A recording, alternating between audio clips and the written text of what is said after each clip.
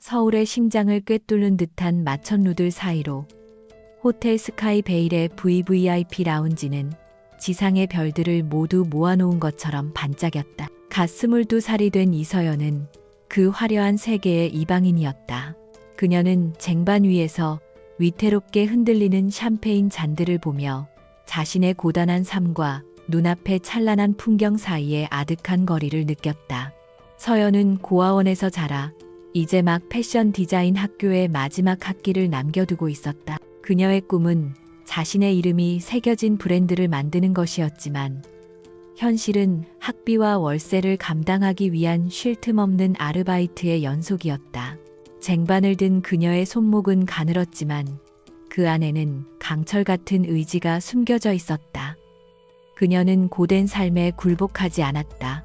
오히려 이런 화려한 장소에서 일하는 것은 그녀에게 묘한 동기부여가 되었다. 언젠가 자신도 저들처럼 당당하게 자신의 재능으로 성공해 이 파티의 주인공이 되리라 다짐했다. 하지만 오늘 밤은 유난히 몸이 무거웠다. 며칠간 이어진 과제와 아르바이트로 수면이 부족한 탓에 눈꺼풀이 천근만근이었다. 그녀는 잠시 눈을 감았다 뜨며 정신을 다잡았다. 그때 라운지의 모든 소음이 거짓말처럼 멎었다. 거대한 유리문이 열리고 한 남자가 들어서는 순간 공기마저 무게감을 갖는 듯했다. 청인그룹의 최연소 CEO 강태준이었다. 그는 잘 재단된 검은색 슈트를 입고 있었는데 그 모습은 마치 밤하늘의 어둠을 그대로 오려낸 듯 완벽했다. 그의 얼굴에는 어떤 감정도 드러나지 않았지만 그 차가운 눈빛은 주변의 모든 것을 압도했다. 사람들은 그에게 다가가려 했었지만 보이지 않는 벽이 그들을 막는 듯했다. 강태준은 이런 자리가 지긋지긋했다. 사업을 위해 어쩔 수 없이 참석했지만 그의 머릿속은 온통 회사의 미래 전략과 숨어있는 적들에 대한 경계심으로 가득 차 있었다. 특히 그의 옆에서 알랑거리며 웃고 있는 최민환 이사는 가장 경계해야 할 인물이었다. 최 이사는 그의 아버지 때부터 회사에 몸담은 인물로 호시탐탐 그룹의 지배권을 노리는 야심가였다.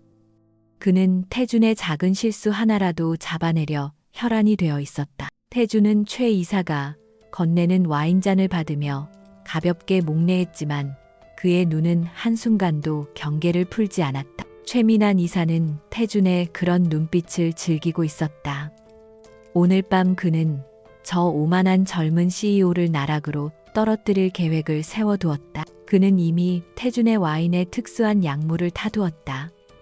약효가 나타나면 미리 준비해둔 여자를 그의 방으로 들여보내 하룻밤 스캔들을 만들 참이었다. 내일 아침 신문 일면은 청인그룹 CEO의 문란한 사생활로 장식될 것이고 주주들의 신임은 바닥을 칠 터였다. 최 이사는 자신의 완벽한 계획에 만족하며 태준에게서 눈을 뗐다. 서연은 파티장 한쪽에서 고용주들의 눈치를 살피며 잠시 숨을 돌리고 있었다. 그때 지배인이 다급하게 그녀를 불렀다. 이서연 씨 지금 바로 펜트하우스 스텔라 스위트에 가봐. VIP 고객이 재킷을 두고 가셨는데 급하게 필요하다고 연락이 왔어. 지배인은 서연의 손에 고급스러운 재킷과 카드키를 쥐어주며 방번호를 알려주었다. 1906호. 서연은 피곤함 속에서도 고개를 끄덕이며 서둘러 엘리베이터로 향했다. 그녀의 머릿속은 오직 지시를 완수해야 한다는 생각뿐이었다. 한편 강태준은 몸에 이상한 열기가 도는 것을 느꼈다. 머리가 어지럽고 이성이 흐려지는 감각에 그는 즉시 최 이사의 계략임을 직감했다. 그는 비서에게 몸이 좋지 않다는 핑계를 대고 조용히 파티장을 빠져나왔다. 자신의 스위트룸인 스텔라 스위트로 향하는 그의 걸음은 점점 흐트러졌다. 그는 간신히 방문을 열고 안으로 비틀거리며 들어갔다. 문을 잠글 힘조차 남아있지 않았다. 그는 소파에 몸을 던지며 거칠게 넥타이를 풀어헤쳤다. 약기운이 온몸으로 퍼지며 그의 의지를 좀먹고 있었다. 서연은 19층에 도착했다. 복도는 황금빛 조명 아래 고요함이 감돌았다. 그녀는 지배인이 알려준 방번호를 떠올렸다. 하지만 며칠간의 피로가 그녀의 기억을 미세하게 왜곡했다. 그녀의 눈에 들어온 것은 1909호라는 숫자였다. 그녀는 아무런 의심 없이 카드키를 문에 가져다 댔지만 문은 이미 살짝 열려 있었다. 이상하다고 생각했지만 VIP 고객이 급하게 문을 열어두고 기다리는 것이라 짐작했다. 그녀는 조심스럽게 문을 열고 안으로 들어섰다. 실례합니다. 재킷 가져왔습니다. 안은 어두웠고 창밖으로 쏟아지는 서울의 야경만이 방 안을 희미하게 비추고 있었다. 서연은 거실 소파에 쓰러져 있는 남자의 형체를 발견하고는 깜짝 놀랐다. 그녀는 조심스럽게 다가갔다. 저 괜찮으세요? 남자는 신음하며 몸을 뒤척였다. 그의 이마는 땀으로 젖어 있었고 얼굴은 심하게 달아올라 있었다. 서연은 그가 아프다고 생각했다. 그녀의 선한 천성은 위험을 감지하기보다 먼저 걱정부터 하게 만들었다. 그녀는 재킷을 옆에 내려놓고 그를 부축하려 했다. 그 순간 남자가 갑자기 눈을 떴다. 약에 취한 그의 눈동자는 초점을 잃고 흐릿했다. 그는 눈앞의 서연을 자신을 해치러 온 환영이거나 최 이사가 보낸 여자라고 생각했다. 이성이 마비된 그의 몸은 본능만이 지배하고 있었다. 그는 거친 힘으로 서연의 팔을 잡아챘다. 서연은 비명을 지를 틈도 없이 그에게 붙잡혔다. 누구세요? 놓으세요. 그녀가 발버둥 쳤지만 단련된 남자의 힘을 당해낼 수는 없었다. 모든 것이 순식간에 일어났다. 그녀의 저항은 거대한 파도 앞에 놓인 작은 조약돌처럼 무력했다. 어둠 속에서 서연의 얇은 유니폼이 찢어지는 소리가 들렸다. 그녀의 의식은 공포와 충격으로 아득해져 갔다. 그녀는 필사적으로 저항했지만 이성을 잃은 남자의 힘과 열기 앞에서 모든 것이 소용없었다. 창밖의 별들은 무심하게 반짝이고 있었고 화려한 도시의 야경은 그녀의 절망을 비웃는 듯했다. 시간 감각이 사라지고 고통과 수치심만이 온몸을 지배했다. 결국 그녀의 의식은 끊어진 필름처럼 암흑 속으로 가라앉았다. 다음 날 아침, 낯선 햇살이 서연의 눈꺼풀을 파고들었다. 그녀는 극심한 두통과 온몸이 부서질 듯한 통증에 신음하며 눈을 떴다. 눈앞에 펼쳐진 것은 어젯밤에 싸구려 유니폼이 아닌 최고급 실크 시트와 거대한 샹들리에가 달린 화려한 방이었다. 그리고 그녀의 옆에는 낯선 남자가 곤히 잠들어 있었다. 간밤의 끔찍한 기억들이 파편처럼 머릿속을 스쳐 지나갔다. 서연은 숨을 멈췄다. 얼굴이 새하얗게 질리고 온몸이 사시나무처럼 떨리기 시작했다. 그녀는 조심스럽게 침대에서 빠져나왔다. 찢어진 유니폼 조각과 바닥에 뒹구는 남자의 옷들이 지난밤의 악몽이 현실이었음을 증명하고 있었다. 그녀는 눈물을 흘릴 새도 없이 찢어진 옷을 주워 몸을 가리고 방을 둘러보았다. 그녀는 자신의 작은 소지품들을 챙기기 시작했다. 그때 침대 옆 작은 테이블 위에서 반짝이는 무언가를 발견했다. 남자의 재킷에서 떨어진 것인지 정교한 독수리 문양이 새겨진 커프스 버튼이었다. 그녀는 무의식적으로 그것을 셔츠 주머니에 쑤셔 넣었다. 서연은 도망쳐야 했다. 이곳에서 한시라도 빨리 벗어나야 했다. 그녀는 신발을 구겨 신고 숨소리조차 내지 않으며 조용히 방문을 열었다. 복도는 텅 비어 있었다. 그녀는 뒤도 돌아보지 않고 미친 듯이 달렸다. 엘리베이터를 기다릴 여유도 없이 비상계단을 통해 아래로 뛰어내려갔다. 그녀의 세상은 무너져 내렸다. 꿈, 희망, 그리고 그녀가 지켜온 모든 것이 하룻밤 사이에 산산조각 났다. 한편 강태주는 지독한 숙취와 함께 잠에서 깨어났다. 머리가 깨질 듯 아팠고 지난밤의 기억은 안개처럼 흐릿했다. 그는 자신이 어떻게 방으로 돌아왔는지 무슨 일이 있었는지 전혀 기억하지 못했다. 다만 꿈속에서처럼 느껴지는 강렬하고 혼란스러운 감각의 파편들만이 머릿속을 맴돌았다. 그는 몸을 일으키다 침대 시트 위에 묻은 희미한 핏자국과 방 안의 감도는 낯선 여자의 향기를 맡고 미간을 찌푸렸다.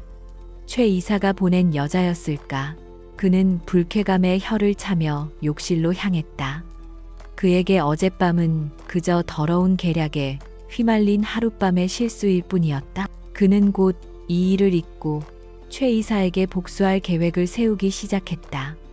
그는 자신의 인생에 작은 파문조차 일으키지 않을 사소한 사건이라 여겼다. 하지만 그는 몰랐다. 그날 밤의 실수가 그의 견고한 세상을 송두리째 흔들어 놓을 운명의 시작이었음을. 그날 밤의 악몽 이후 몇 주가 흘렀다. 이서연은 끔찍한 기억을 지우려는 듯 일과 학업에 미친 듯이 몰두했다. 그녀는 새벽에는 우유 배달을 하고 낮에는 디자인 스쿨에서 과제에 매달렸으며 저녁에는 또 다른 레스토랑에서 서빙을 했다. 몸을 혹사시키는 것이 끔찍한 기억을 잠시나마 잊게 해주는 유일한 방법이었다. 하지만 밤이 되면 어김없이 악몽이 그녀를 찾아왔다. 어둡고 거대한 방 자신을 짓누르던 남자의 뜨거운 숨결과 힘. 그녀는 비명을 지르며 잠에서 깨기 일쑤였다. 그녀의 몸은 서서히 그러나 분명하게 변하고 있었다. 예전에는 아무렇지 않던 음식 냄새에 갑자기 헛구역질이 났고 조금만 움직여도 숨이 차고 피로감이 몰려왔다. 서연은 그저 과로와 스트레스 때문이라고 애써 자신을 위로했다. 옥탑방의 작은 거울에 비친 자신의 얼굴은 날이 갈수록 창백해지고 있었다. 그녀는 자신의 꿈을 생각하며 이 모든 것을 이겨내야 한다고 스스로를 채찍질했다. 졸업 작품전만 성공적으로 마치면 모든 것이 괜찮아질 거라고 그렇게 믿고 싶었다. 하지만 몸은 그녀의 의지를 배신했다. 결정적인 사건은 디자인 스쿨의 중요한 발표 시간에 일어났다. 그녀가 자신의 졸업 작품 컨셉을 교수와 학생들 앞에서 설명하던 중 갑자기 현기증이 덮쳤다. 시야가 흐려지고 세상이 빙글빙글 돌았다. 그녀는 발표대를 붙잡고 버티려 했지만 결국 힘없이 바닥으로 쓰러지고 말았다. 강의실은 순식간에 아수라장이 되었다. 친구들의 놀란 비명과 교수의 다급한 목소리가 멀어져 가며 그녀의 의식은 다시 한번 암흑 속으로 빠져들었다. 양호실 침대에서 눈을 떴을 때 가장 친한 친구인 민지가 걱정스러운 얼굴로 그녀를 내려다보고 있었다. 서연아, 너 정말 괜찮아? 요즘 너무 무리하는 것 같아. 양호 선생님은 그녀의 상태를 살피더니 조심스럽게 물었다. 혹시 다른 이유는 없을까? 스트레스성 실신 같기도 하지만 마지막 생리가 언제였지? 그 질문에 서연의 심장이 쿵 하고 내려앉았다. 그날 이후 생리가 멈춰 있었다. 그녀는 그저 불규칙한 생활 때문이라고 외면해왔던 사실이었다. 불안감이 엄습했다. 그날 저녁 서연은 떨리는 손으로 약국에서 임신 테스트기를 샀다. 약사의 무심한 시선이 마치 그녀의 비밀을 모두 꿰뚫어 보는 것 같아 얼굴이 화끈거렸다. 좁고 허름한 옥탑방 화장실에 홀로 서서 그녀는 차가운 플라스틱 막대를 든 채 숨을 죽였다. 시간은 영원처럼 길게 느껴졌다. 이윽고 대조선의 선명한 한 줄이 나타나고 잠시 후 그 옆으로 또 다른 한 줄이 희미하게 그러나 분명하게 모습을 드러냈다. 두 줄 양성이었다. 테스트기가 그녀의 손에서 미끄러져 차가운 타일 바닥으로 떨어졌다. 서연은 그 자리에 주저앉아 버렸다. 아니야, 아닐 거야. 잘못된 걸 거야.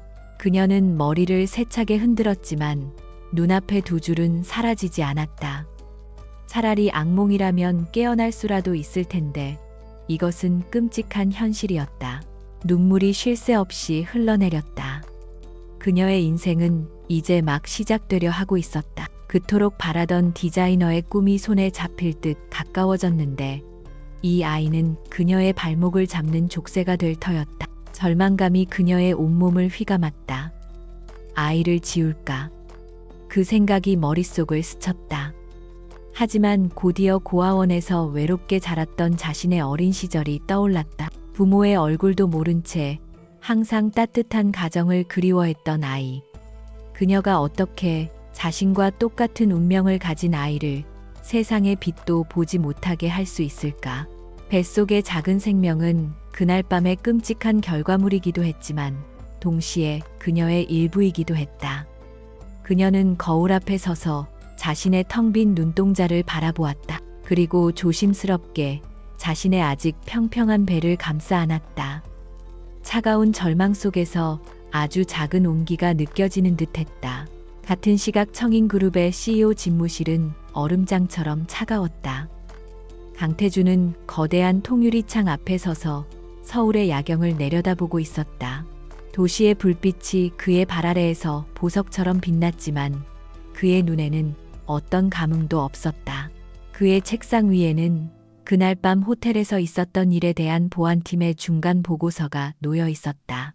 보고서에는 최민한 이사가 파티가 있기 며칠 전부터 유흥업소 관계자들과 여러 차례 접촉한 기록이 담겨 있었다. 정황상 범인은 최 이사가 확실했지만 결정적인 증거가 없었다. 아직도 그 여자를 찾지 못했나 태준이 나지막이 묻자 그의 곁에 서 있던 김 비서가 고개를 숙였다. 죄송합니다, 대표님. 호텔의 CCTV 기록은 그날 밤 해당 층 복도 부분이 교묘하게 삭제되어 있었습니다. 내부 조력자가 있는 것 같습니다. 그리고 파티에 동원되었던 모든 아르바이트생과 외부 인력 명단을 확인했지만 특이점은 발견하지 못했습니다. 태준의 미간에 깊은 주름이 패였다. 그 여자, 그는 그날 밤의 여자가 최 이사가 심어놓은 꽃뱀이라고 확신했다. 돈을 받고 하룻밤 연기를 한 뒤 조용히 사라졌을 것이다. 그는 그 여자의 얼굴조차 기억나지 않았다. 약에 취해 흐릿한 시야 속에서 느껴졌던 희미한 저항과 어둠 속에서 맡았던 옅은 샴푸 향기만이 잔상처럼 남아있을 뿐이었다. 그는 그것조차 약 기운이 만들어낸 환각이라 치부했다. 그에게 그 여자는 복수라는 거대한 게임의 체스판 위에 놓였다. 사라진 이름 없는 졸주에 불과했다. 그는 자신의 인생에 끼어든 사소하고 더러운 해프닝 정도로 여기며 오직 최 이사의 목을 칠 생각에만 골몰했다. 그는 더 강력한 증거를 찾기 위해 새로운 지시를 내렸다. 강태준이 자신의 권력과 부를 이용해 보이지 않는 적과 차가운 전쟁을 벌이는 동안 이서연은 자신의 작은 옥탑방에서 외로운 싸움을 하고 있었다. 그녀의 전쟁에는 화려한 조력자도 막강한 무기도 없었다. 오직 그녀 자신과 그녀의 뱃속에서 자라나는 작은 생명뿐이었다. 그녀는 며칠 밤낮을 뜬 눈으로 지새우며 고민했다. 그녀의 꿈, 그녀의 미래 그리고 이 아이의 미래, 모든 것이 뒤엉켜 그녀를 혼란스럽게 만들었다. 그녀는 책상 위에 펼쳐진 졸업 작품, 스케치북을 바라보았다. 수백 번의 스케치와 수정 끝에 완성된 디자인들은 그녀의 땀과 눈물의 결정체였다. 이대로 모든 것을 포기해야 할까? 하지만 아이를 포기하는 것은 곧 자기 자신의 일부를 그리고 어쩌면 자신의 유일한 가족이 될지도 모르는 존재를 포기하는 것이었다. 서연은 흐르는 눈물을 닦아냈다. 그녀의 눈빛은 더 이상 절망으로 흔들리지 않았다. 그 대신 슬픔 속에서 단련된 강인함이 서서히 차오르기 시작했다. 그녀는 아직 무엇을 해야 할지 결정하지 못했지만 한 가지는 분명했다. 도망치거나 외면하지 않겠다는 것. 이 무거운 진실을 그녀는 혼자서라도 짊어지기로 결심했다. 그녀의 운명은 이제 막 거대한 소용돌이 속으로 첫 발을 내딛고 있었다. 절망의 깊은 밤이 지나고 이서연의 마음에는 작은 결심의 새벽이 밝아오고 있었다. 그녀는 더 이상 눈물을 흘리지 않았다. 대신 텅 빈 옥탑방에서 며칠간 꼼짝 않고 앉아 앞으로의 길을 생각했다. 아이를 지운다는 선택지는 가장 먼저 마음속에서 지워버렸다. 고아로서 겪었던 외로움과 서러움을 자신의 아이에게 물려줄 수는 없었다. 이 아이는 세상에 태어나 사랑받을 권리가 있었다. 그리고 그 권리를 지켜주는 것은 이제 엄마가 될 자신의 몫이었다. 결심을 굳히자 그녀의 눈빛은 이전과 달라졌다. 두려움과 슬픔이 가득했던 눈동자에 차분하고 강인한 빛이 깃들기 시작했다. 그녀는 이제 피해자가 아니었다. 한 생명을 책임져야 할 어머니였다. 그러기 위해서는 먼저 아이의 아버지를 찾아야만 했다. 돈이나 보상을 바라는 것이 아니었다. 그저 자신의 아이에게 아버지가 누구인지 알려줄 수 있어야 했고 그 사람이 어떤 사람인지 알아야만 했다. 아이의 절반을 이루고 있는 사람이 결코 악인이어서는 안 된다고 그녀는 간절히 바랐다. 하지만 막막했다. 그녀가 가진 단서라고는 호텔 스카이베일, 그리고 그날 밤의 끔찍한 기억뿐이었다. 남자의 얼굴조차 안개 속처럼 흐릿했다. 무작정 호텔을 찾아가 그날 밤 펜트하우스에 묵었던 손님을 알려달라고 할 수도 없는 노릇이었다. 그들은 VVIP 고객의 정보를 일개 아르바이트생이었던 그녀에게 알려줄 리 만무했다. 서연은 무력감에 잠시 어깨를 늘어뜨렸다. 거대한 벽 앞에서 길을 잃은 기분이었다. 그때 문득 뇌리를 스치는 것이 있었다. 그날 아침 정신없이 방을 빠져나오며 무의식적으로 챙겼던 작은 물건. 그녀는 서둘러 옷장 서랍 깊숙한 곳에 넣어두었던 작은 상자를 꺼냈다. 상자 안에는 정교한 독수리 문양이 새겨진 커프스 버튼이 차가운 빛을 발하고 있었다. 그날의 수치스러운 기억을 떠올리게 하는 물건이라 차마 버리지도 자세히 들여다보지도 못했던 그것. 이제는 유일한 단서였다. 그녀는 커프스 버튼을 손바닥 위에 올려놓고 찬찬히 살폈다. 독수리 문양은 단순한 장식이 아니었다. 날개를 힘차게 펼치고 하늘을 향해 비상하는 모습은 강한 힘과 권위를 상징하는 듯했다. 디자인 전공생의 눈으로 본 그 문양은 전통적인 가문의 문장이라기보다는 현대적으로 재해석된 기업의 로고에 가까웠다. 서연의 마음에 희미한 희망의 불씨가 피어올랐다. 그녀는 곧바로 학교 도서관으로 달려갔다. 자신의 낡은 노트북으로는 방대한 자료를 검색하기에 턱없이 부족했기 때문이다. 그녀는 도서관 컴퓨터 앞에 앉아 몇 시간이고 검색에 매달렸다. 그녀는 독수리 문양 로고, 국내 기업 CI VVIP, 호텔 제휴사 등 생각할 수 있는 모든 키워드를 조합해 인터넷의 바다를 헤맸다. 수많은 기업 로고와 문장들이 화면을 스쳐 지나갔지만 그녀가 찾는 독수리 문양은 보이지 않았다. 며칠 동안의 검색은 허탕의 연속이었다. 주변에서는 졸업 작품 준비는 안 하고 매일 도서관에서 무얼 하냐며 수군거렸다. 하지만 서연은 포기하지 않았다.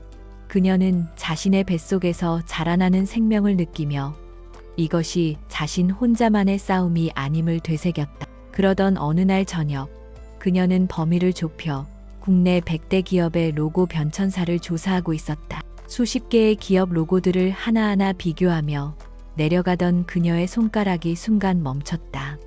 화면 속에 그녀가 그토록 찾아 헤매던 독수리 문양이 있었다. 심장이 거세게 뛰기 시작했다. 그것은 대한민국 재계 서열 최상위에 있는 청인 그룹의 공식 심벌이었다. 청인 그룹. 이름만 들어도 그 무게가 느껴지는 거대한 기업. 그녀는 마른 침을 삼켰다. 심장이 쿵쾅거렸지만 그녀는 애써 침착하게 청인 그룹에 대한 정보를 더 깊이 파고들었다. 그리고 마침내 그룹의 총수이자 최연소 CEO인 강태준이라는 이름과 마주하게 되었다. 화면에 뜬 그의 사진을 보는 순간 서연은 숨을 멈췄다. 차갑고 날카로운 눈매 오만한 듯 굽게 담은 입술 주변의 모든 것을 압도하는 냉정한 카리스마.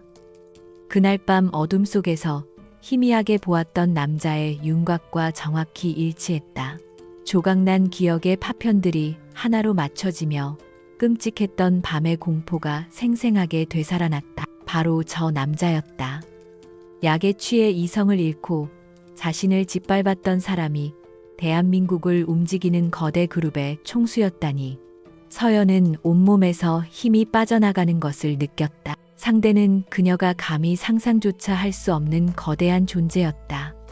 평범한 대학생인 그녀가 어떻게 저런 남자를 상대할 수 있단 말인가. 그는 그녀의 말을 믿어주기는커녕 돈을 노린 꽃뱀으로 몰아 사회에서 매장해버릴지도 모른다. 두려움이 엄습하며 그녀의 결심이 흔들리기 시작했다. 그날 밤 서연은 옥탑방으로 돌아와 뜬 눈으로 밤을 지새웠다. 그녀의 머릿속에서는 수만 가지 생각이 충돌했다. 이대로 모든 것을 덮고 혼자 아이를 키울까? 하지만 아이는 자라면서 아버지를 궁금해할 것이다. 그때 뭐라고 설명해야 할까? 진실을 숨긴 채 아이를 키우는 것이 과연 아이를 위한 길일까? 아니, 그것은 결국 자신의 두려움 때문에 아이의 권리를 빼앗는 비겁한 행동일 뿐이었다. 그녀는 고개를 저었다. 이튿날 아침 떠오르는 해를 보며 서연은 마음을 굳혔다. 그녀는 더 이상 물러서지 않기로 했다. 두려웠지만 그 두려움보다 아이를 지켜야 한다는 모성애가 더 강했다. 그녀는 강태준을 만나야 했다. 그리고 그에게 진실을 말해야 했다. 그가 믿든 믿지 않든 그것은 그 다음의 문제였다. 일단은 부딪혀야 했다. 그녀는 더 이상 운명에 끌려다니는 연약한 존재가 아니었다. 자신의 운명을 직접 개척해 나갈 것이었다. 아이의 아버지 찾기는 끝났다. 이제부터는 아이의 존재를 인정받기 위한 힘겨운 싸움의 시작이었다. 그녀는 컴퓨터 화면 속 강태준의 사진을 조용히 그러나 흔들림 없는 눈빛으로 마주 보았다. 강태준을 만나겠다는 결심은 섰지만 현실의 벽은 높고 견고했다. 그는 신문과 뉴스에 매일같이 오르내리는 인물이었지만 그의 실체는 철옹성 안에 있는 황제와도 같았다. 이서연은 먼저 청인그룹 본사 건물의 위치부터 파악했다. 서울 중심부의 하늘을 찌를 듯 솟아있는 그 건물은 그녀가 사는 옥탑방과는 다른 세계의 상징처럼 보였다. 그녀는 며칠 동안 무작정 건물 앞에서 그를 기다렸다. 수많은 검은색 세단이 건물의 지하 주차장으로 미끄러져 들어갔지만 어느 차에 그가 타고 있는지 알 길이 없었다. 그녀는 비서실에 전화를 걸어 면담을 신청해 보기도 했다. 하지만 돌아오는 대답은 냉정했다. 대표님은 사전 약속 없이는 외부인을 만나지 않으십니다. 용건이 있으시면 이메일로 보내주십시오. 그녀는 절박한 심정으로 이메일을 보냈다. 자신의 이름과 연락처, 그리고 아주 중요한 사적인 용무라는 말만 간략하게 적었다. 답장은 오지 않았다. 그녀의 이메일은 하루에도 수백 통씩 쏟아지는 스팸 메일 중 하나로 취급되어 익히지도 않고 삭제되었을 것이다. 시간은 속절없이 흘러갔고 서연의 배는 아직 눈에 띄지 않았지만 그녀 자신은 그 존재감을 매일매일 더 선명하게 느끼고 있었다. 입덧은 점점 심해졌고 그녀의 몸은 무거워졌다. 졸업 작품 마감일은 다가오는데 그녀는 아무것도 손에 잡을 수가 없었다. 이대로는 안 됐다. 그녀는 더 이상 수동적으로 기다릴 수만은 없었다. 그녀는 마지막 방법을 쓰기로 했다. 정면 돌파. 그의 출근길을 직접 막아서는 수밖에 없었다. 서연은 인터넷을 뒤져 강태준의 출근 시간을 대략적으로 파악했다. 그는 보통 아침 8시에서 8시 30분 사이에 회사에 도착한다고 했다. 그녀는 새벽부터 일어나 청인그룹 본사 로비 앞에서 그를 기다렸다. 며칠을 허탕쳤다. 그러던 어느 날 아침 마침내 기회가 왔다. 익숙한 번호판을 단 검은색 세단 한 대가 건물 입구에 멈춰섰고 뒷문이 열리며 사진 속에서 보았던 바로 그 남자 강태준이 내렸다. 김 비서로 보이는 남자가 재빨리 그의 뒤를 따랐다. 서연의 심장이 발소리처럼 크게 울리기 시작했다. 그녀는 떨리는 다리에 힘을 주며 그에게로 다가갔다. 저 강태준 대표님. 그녀의 목소리는 생각보다 작게 떨려 나왔다. 강태준은 자신을 부르는 소리에 잠시 걸음을 멈췄다. 그의 시선이 서연에게 닿았다. 그의 눈은 마치 날카로운 얼음 조각 같았다. 그의 시선은 그녀의 낡은 스니커즈부터 시작해 여러 번 빨아색이 바랜 코트, 그리고 긴장과 불안으로 가득 찬 그녀의 얼굴을 무심하게 훑어 올라갔다. 그 짧은 순간 그는 이미 그녀에 대한 모든 판단을 끝낸 듯했다. 누구지? 그의 목소리는 기온을 몇 도는 떨어뜨릴 만큼 차가웠다. 서연은 그의 위압적인 기세에 눌려 잠시 할 말을 잃었다. 그녀가 우물쭈물하는 사이 김 비서가 재빨리 앞을 막아섰다. 대표님께 무슨 용무이십니까? 약속이 안 된 분은 만나실 수 없습니다. 서연은 김 비서를 지나쳐 필사적으로 강태준을 향해 외쳤다. 잠깐만요. 정말 드릴 말씀이 있습니다. 제발 1분이라도 시간을 내주세요. 그녀의 목소리에는 간절함이 묻어 있었다. 강태준은 잠시 흥미롭다는 듯 혹은 귀찮다는 듯 그녀를 바라보았다. 그의 인생에서 이런 식으로 접근해오는 여자는 셀 수 없이 많았다. 사업적 제안을 가장한 여자, 노골적으로 유혹하는 여자, 그리고 있지도 않은 인연을 만들어내려는 여자까지. 그는 서연 역시 그 부류 중 하나일 것이라고 단정했다. 하지만 그녀의 눈빛에는 다른 여자들에게서는 볼 수 없었던 절박함과 처절함이 담겨 있었다. 그는 무슨 말을 하는지 드러나 보자는 심산으로 김 비서에게 눈짓했다. 5분 주지. 김 비서는 서연을 로비 한쪽의 작은 접견실로 안내했다. 차가운 가죽 소파와 거대한 유리 테이블이 전부인 공간이었다. 강태준은 소파에 앉지 않고 팔짱을 낀 채 창가에 서서 그녀를 내려다보았다. 마치 재판관이 피고인을 신문하는 듯한 자세였다. 서연은 마주 앉으라는 말도 듣지 못한 채 방 중앙에 어색하게 서 있어야 했다. 그녀는 가방에서 작은 상자를 꺼내 테이블 위에 올려놓았다. 그 안에는 독수리 문양 커프스 버튼이 들어있었다. 이것 기억하십니까? 강태준의 시선이 상자 안의 커프스 버튼으로 향했다. 그것은 그가 특별히 주문 제작한 것으로 세상에 단 하나뿐인 물건이었다. 그날 밤 호텔에서 잃어버렸던 바로 그것이었다. 그의 표정에 처음으로 미세한 변화가 스쳐 지나갔다. 하지만 그것은 놀라움이 아닌 차가운 확신에 가까운 표정이었다.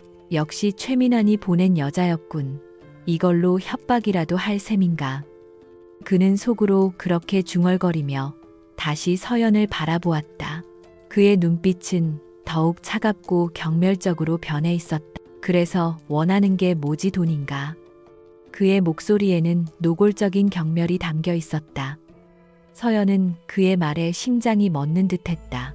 그녀는 이런 반응을 예상하지 못했던 것은 아니었지만 직접 겪는 것은 전혀 다른 차원의 고통이었다. 그녀는 입술을 깨물며 고개를 저었다. 아닙니다. 돈을 원하는 게 아니에요. 그녀는 떨리는 목소리로 말을 이었다. 저는 그저 진실을 말씀드리고 싶었을 뿐입니다. 진실. 강태준은 코웃음을 쳤다. 어디 한번 들어보지. 그날 밤 내가 내 침대에 기어 들어와서 무슨 일이 있었는지에 대한 진실을. 그의 말은 비수처럼 날아와 서연의 가슴에 밝혔다. 서연의 얼굴이 새하얗게 질렸다. 그녀는 그가 어느 정도 상황을 알고 있을 거라 생각했지만 이렇게까지 자신을 모욕할 줄은 몰랐다. 그녀는 눈물이 터져 나오려는 것을 필사적으로 참으며 말했다. 저는 임신했어요. 그 말을 듣는 순간 강태준의 얼굴에서 모든 표정이 사라졌다. 그는 잠시 아무 말도 하지 않았다. 접견실 안에는 숨막히는 침묵만이 흘렀다. 이윽고 그의 입가에 냉소적인 미소가 걸렸다. 그는 마치 세상에서 가장 재미없는 코미디를 보는 듯한 표정이었다. 임신하, 이제 보니 보통이 아니군. 내 아이라는 건가? 그는 한 걸음 한 걸음 서연에게 다가왔다. 그의 그림자가 그녀를 완전히 뒤덮었다. 대체 얼마를 원하면 그런 뻔한 거짓말을 하는 거지? 1억 10억. 그는 자신의 재킷 안주머니에서 수표첩과 펜을 꺼내 들었다. 그는 조금의 망설임도 없이 수표에 무언가를 적어 내려갔다. 이 정도면 되겠나. 그가 내민 수표에는 서연이 평생 만져볼 수도 없는 액수가 적혀 있었다. 이 돈을 받고 다시는 내 눈앞에 나타나지 마.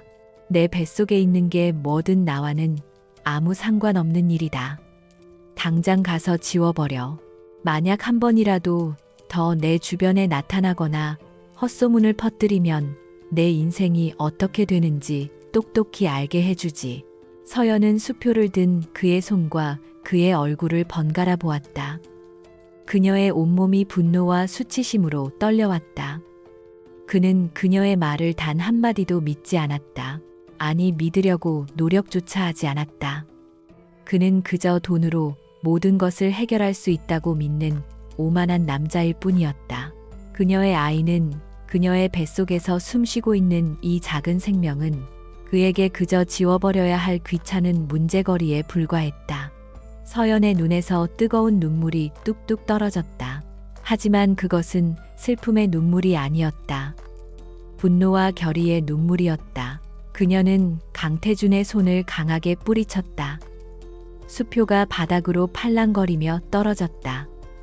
그녀는 눈물을 닦아내고 그를 똑바로 노려보았다. 더 이상 그녀의 눈빛에는 두려움이나 망설임이 없었다. 오직 차갑게 타오르는 분노와 꺾이지 않는 의지만이 남아있었다. 당신은 최악이군요. 그녀의 목소리는 낮고 단호했다. 저는 돈을 구걸하러 온 게 아닙니다.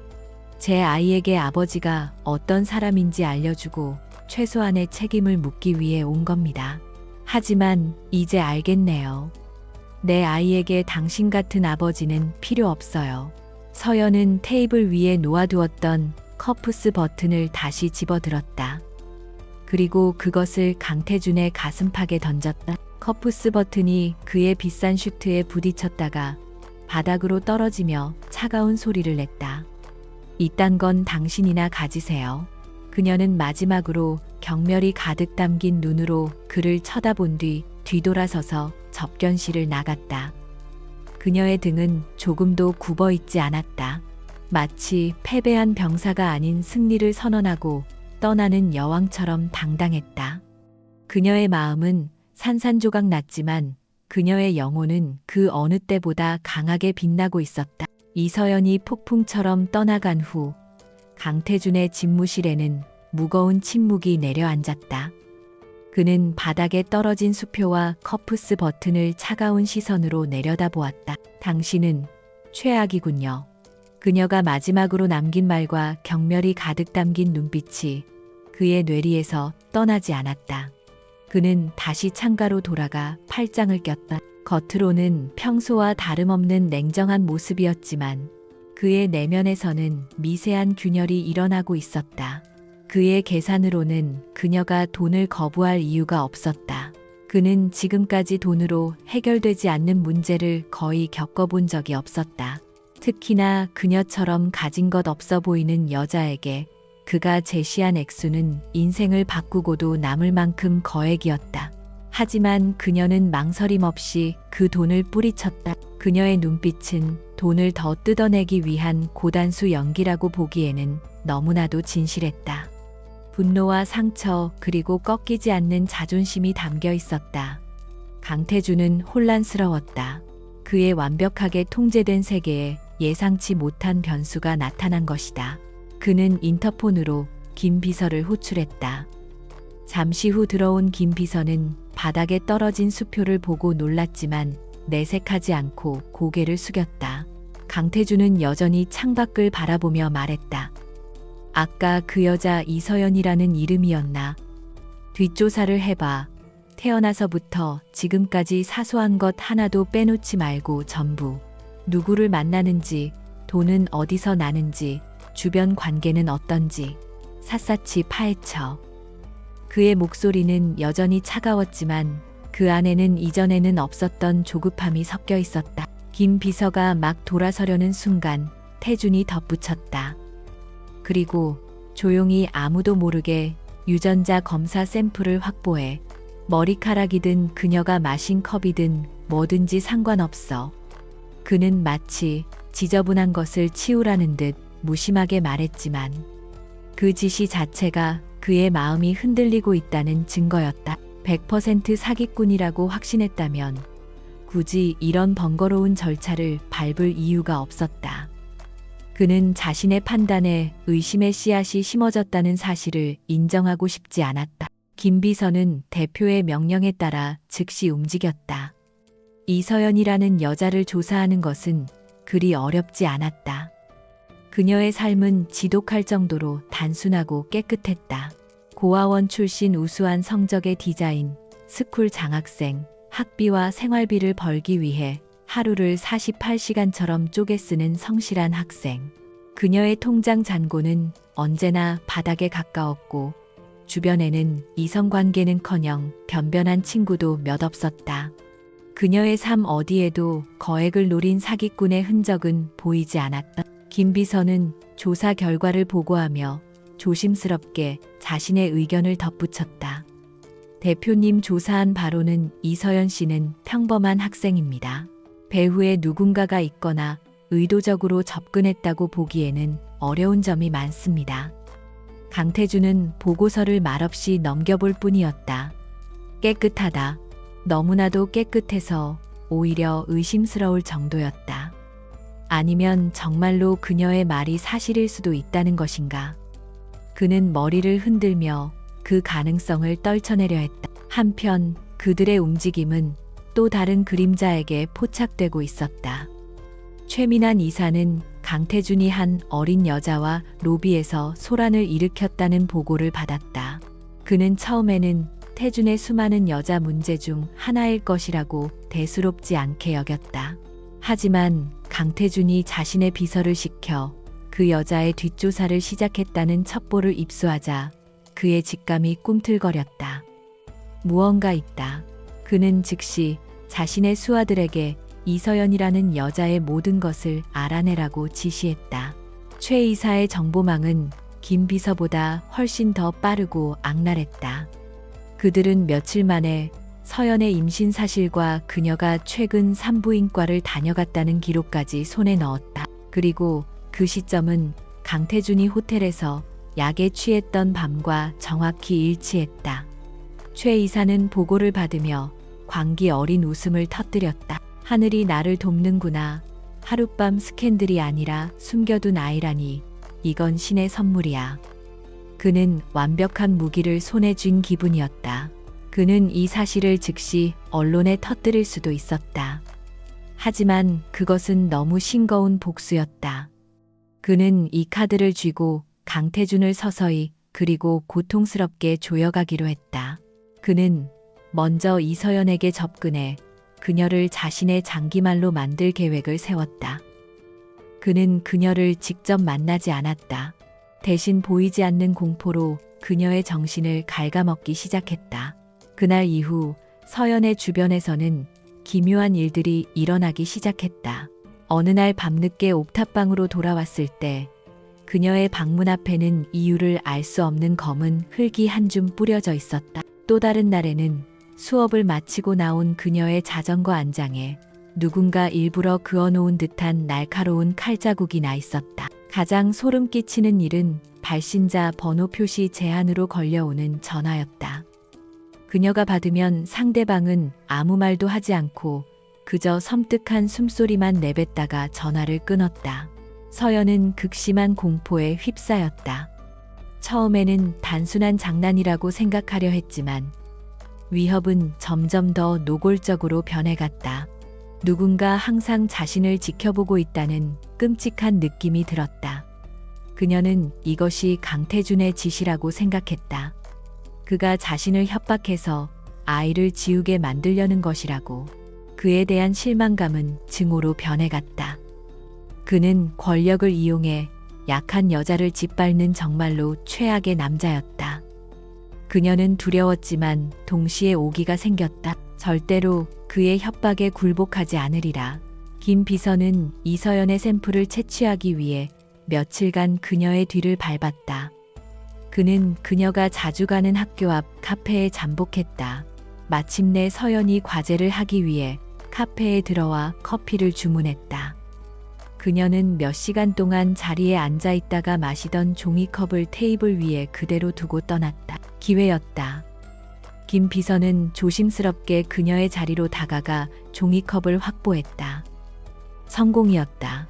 그가 막 카페를 빠져나가려던 순간 그의 눈에 창밖길 건너편에서 서연이 사라진 방향을 응시하고 있는 낯선 남자의 모습이 들어왔다. 남자는 검은 모자를 푹 눌러 쓰고 있었지만 그 시선은 분명 서연을 향해 있었다. 김 비서의 예리한 직감이 위험 신호를 보냈다. 일이 생각보다 복잡하게 얽혀 있었다. 강태준 대표는 아직 이 모든 위험의 실체를 알지 못했다. 서류 봉투가 강태준의 책상 위에 놓이는 순간 방 안의 공기는 얼음처럼 차갑게 굳었다. 김 비서는 아무 말 없이 고개를 숙이고 서 있었다. 강태준은 잠시 망설였다. 그 얇은 종이 몇 장이 자신의 경고했던 세상을 송두리째 흔들어 버릴 수도 있다는 예감이 들었다. 그는 마른 침을 삼키고 마침내 봉투를 열었다. 그 안에는 국립과학수사연구원의 공식 직인이 찍힌 유전자 감식 결과 보고서가 들어 있었다. 그는 곧장 마지막 페이지로 시선을 옮겼다. 신자 확률 99.99%. 그 숫자를 보는 순간 강태준의 세상은 소리 없이 무너져 내렸다. 그의 머릿속이 하얗게 비어버렸다. 불가능했다. 있을 수 없는 일이었다. 그녀는 분명 돈을 노린 사기꾼이었어야만 했다. 하지만 그의 눈앞에 놓인 과학적 증거는 그의 모든 확신과 오만을 비웃고 있었다. 나가봐. 그의 목소리는 간신히 쥐어짜낸 듯 잠겨 있었다. 김 비서가 조용히 집무실을 나가자 그는 의자에 깊숙이 몸을 묻었다. 그녀의 얼굴이 떠올랐다. 돈을 뿌리쳤을 때의 분노와 슬픔이 뒤섞인 눈빛. 당신은 최악이군요 라던 떨리는 목소리. 그 모든 것이 진심이었다. 그는 한 여자의 인생을 그리고 자신의 아이를 임신한 여자를 돈으로 짓밟고 모욕했다. 죄책감이라는 그가 오랫동안 잊고 지냈던 감정이 거대한 파도처럼 그를 덮쳤다. 그녀는 사기꾼이 아니었다. 그날 밤에 또 다른 피해자였을 뿐이다. 그렇다면 누가 그녀를 위협하고 있는 거지? 그때 김 비서가 다시 노크와 함께 들어왔다.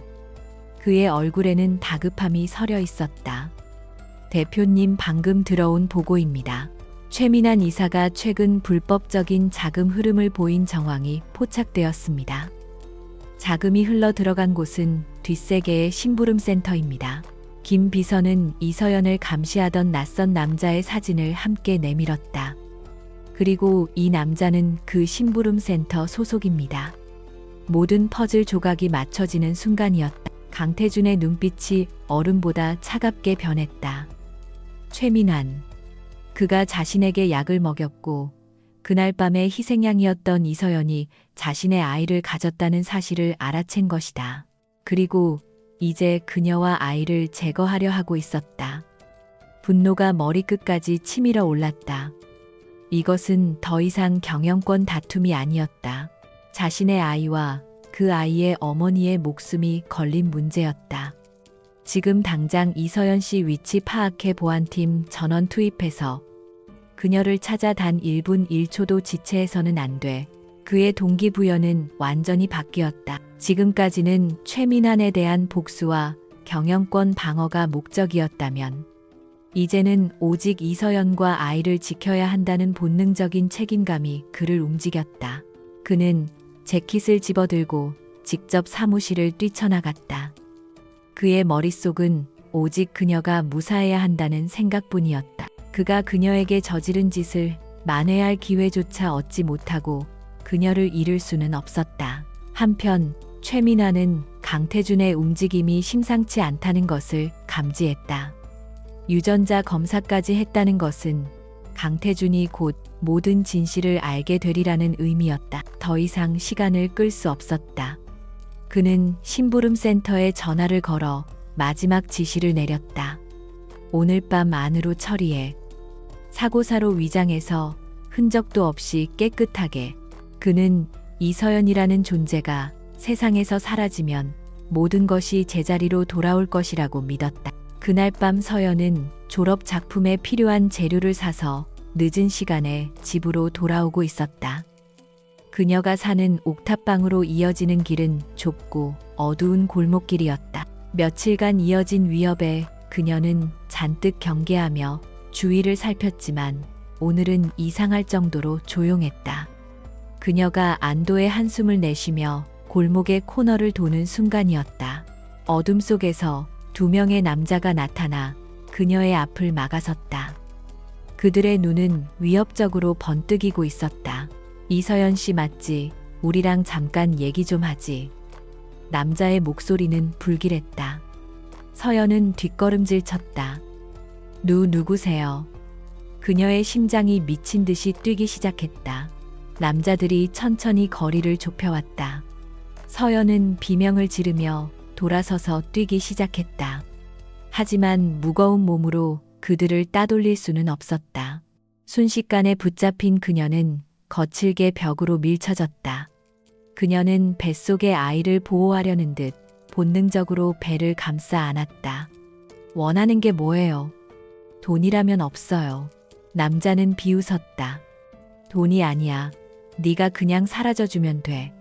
그가 손을 들어 그녀를 내리치려는 순간이었다. 칠흑 같은 어둠을 찢으며 헤드라이트 불빛이 골목을 환하게 비췄다.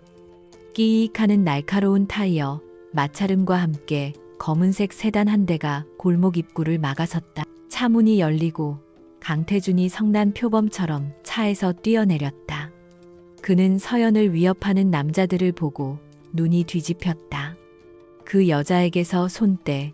남자들은 갑작스러운 그의 등장에 당황했지만 이내 흉기를 꺼내 들었다. 강태준은 망설이지 않고 그들에게 달려들었다. 값비싼 슈트는 순식간에 흙먼지로 더러워졌지만 그는 아랑곳하지 않았다. 평소의 냉정한 CEO의 모습은 온데간데 없었다. 그는 오직 자신의 것을 지키려는 맹수와도 같았다. 잠시 후 그의 뒤를 따라온 보안팀 요원들이 순식간에 남자들을 제압했다. 모든 상황이 정리된 후 골목에는 정적만이 흘렀다. 강태준은 거친 숨을 몰아쉬며 서연에게 다가갔다. 그녀는 벽에 기댄 채 공포와 충격으로 온몸을 떨고 있었다. 그는 자신의 재킷을 벗어 그녀의 어깨에 덮어주었다. 그의 손이 그녀의 팔에 닿는 순간 그녀는 자신도 모르게 움찔하며 몸을 피했다. 그동안 그가 자신을 위협한다고 오해했던 터라 그의 갑작스러운 등장이 혼란스럽기만 했다. 강태준은 그녀의 반응에 가슴이 아팠다. 그는 그녀의 눈을 똑바로 바라보며 말했다. 미안합니다. 내가 너무 늦었습니다. 그의 목소리에는 깊은 후회와 진심이 담겨 있었다. 그는 보안팀에게서 제압된 남자들의 배우가 최민환이라는 자백을 받아냈다. 이제 마지막 조각이 맞춰졌다. 그는 서연을 안전한 곳으로 옮기게 한 뒤 곧장 청인그룹의 이사회장으로 향했다. 긴급 이사회가 소집되었다. 이사회장에서 최민환은 아무것도 모른 채 의기양양하게 앉아 있었다. 하지만 강태준이 회의실 문을 열고 들어서는 순간 그의 얼굴은 굳어졌다. 강태준은 그날 밤 호텔에서 있었던 약물 사건의 전말과 최민환이 이서연을 살해하려 했던 증거들을 모든 이사 앞에서 폭로했다. 최민환이 고용한 사람들의 자백이 담긴 영상이 재생되자 회의장은 충격에 휩싸였다. 최민환은 발악했지만 이미 모든 것은 끝난 뒤였다. 보안 요원들과 경찰들이 들이닥쳐 그를 연행해 갔다. 그의 추악한 야망은 그렇게 막을 내렸다. 모든 전쟁이 끝났다. 하지만 강태준에게는 이제부터가 시작이었다. 그는 자신의 아이를 가진 여자에게 용서를 구해야만 했다. 최민환 이사의 몰락은 대한민국 재계를 뒤흔든 거대한 스캔들이었다.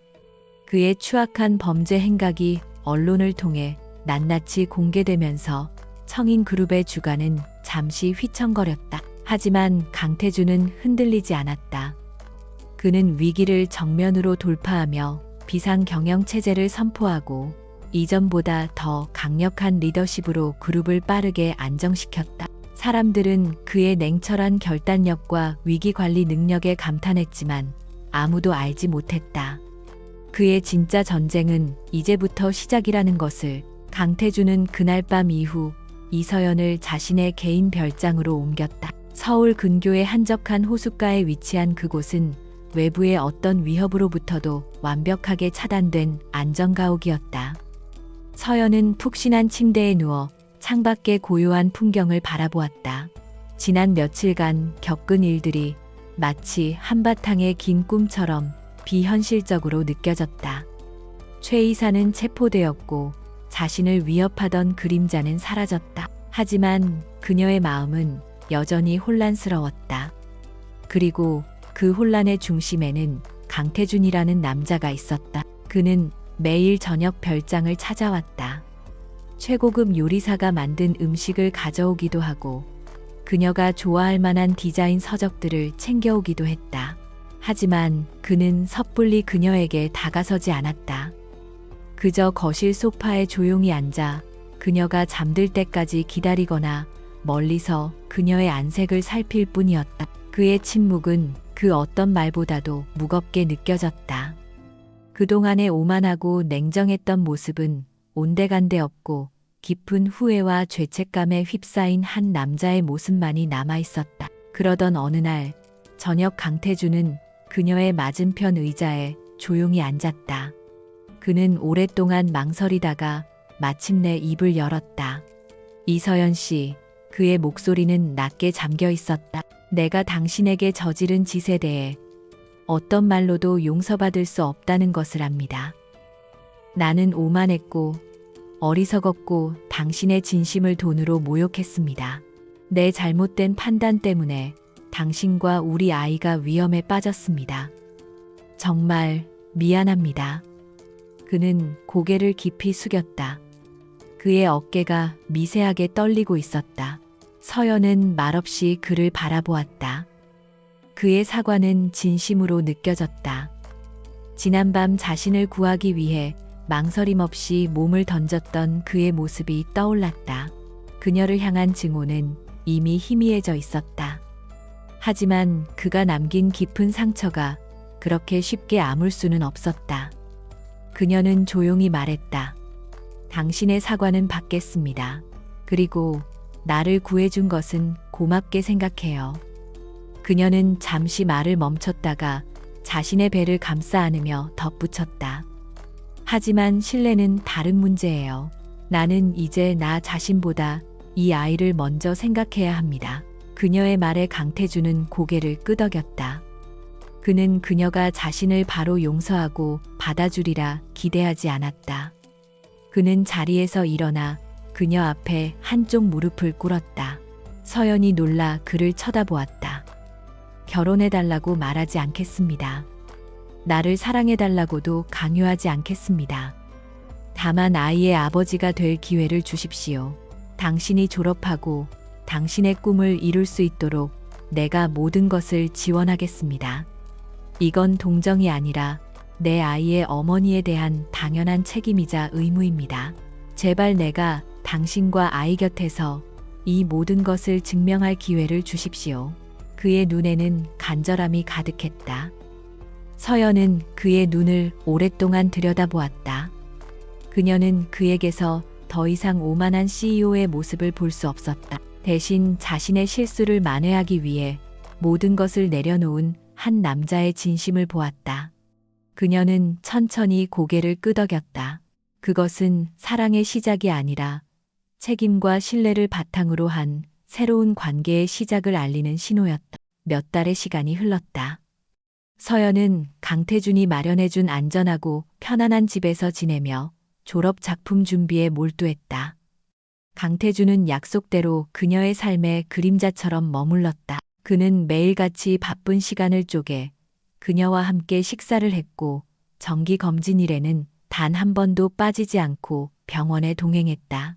그는 초음파 화면에 나타난 작은 점을 보며 아이처럼 기뻐했고 입덧으로 힘들어하는 서연을 위해 밤새 서툰 솜씨로 죽을 끓이기도 했다. 그의 변화는 놀라웠다. 차갑고 이기적이던 남자는 서서히 따뜻하고 다정한 남자로 변해갔다. 그는 서연의 디자인에 대해 진심 어린 조언을 해주었고, 그녀가 밤늦게까지 작업할 때면 말없이 곁을 지켜주었다. 서연의 마음도 조금씩 열리기 시작했다. 그들은 아이에 대한 이야기를 나누고 서로의 어린 시절에 대해 이야기하며 조금씩 서로를 알아갔다. 그들의 관계는 더 이상 아이의 아버지와 어머니라는 의무감만으로 이루어진 것이 아니었다. 존중과 이해 그리고 서서히 싹트는 애틋한 감정이 그 자리를 채워가고 있었다. 마침내 서연의 졸업 작품전이 열리는 날이 왔다. 그녀의 작품은 단순한 옷이 아닌 역경 속에서도 희망을 잃지 않는 강인한 생명력을 담아내어 심사위원들로부터 최고의 찬사를 받았다. 그녀는 수석으로 졸업하게 되었고 여러 유명 브랜드에서 스카우트 제의가 쏟아졌다. 쇼가 끝난 후 강태준은 커다란 꽃다발을 들고 그녀에게 다가왔다. 축하해요, 이서연 디자이너님. 당신이 정말 자랑스럽습니다. 그의 얼굴에는 진심 어린 미소가 가득했다. 그날 밤 그들은 집으로 돌아와 거실 창가에 나란히 앉아 도시의 야경을 바라보았다. 서연의 배는 이제 제법 불러 있었다. 태동이 느껴지자 그녀는 자신도 모르게 강태준의 손을 잡아 자신의 배 위에 올려놓았다. 강태준은 조심스럽게 그녀의 배를 쓰다듬으며 그 안에서 움직이는 작은 생명의 경이로움을 느꼈다. 우리에게 와줘서 고마워. 그가 나지막이 속삭였다. 서연은 그의 어깨에 조용히 머리를 기댔다. 악몽 같았던 하룻밤의 실수는 이제 그들 인생의 가장 큰 축복이자 선물이 되어 있었다. 그들의 사랑은 뜨겁고 화려하게 시작되지는 않았지만 겨울을 이겨내고 피어난 봄꽃처럼 단단하고 소중했다. 창밖으로 새로운 날의 여명이 밝아오고 있었다. 그것은 그들 가족의 새로운 시작을 알리는 희망의 빛이었다.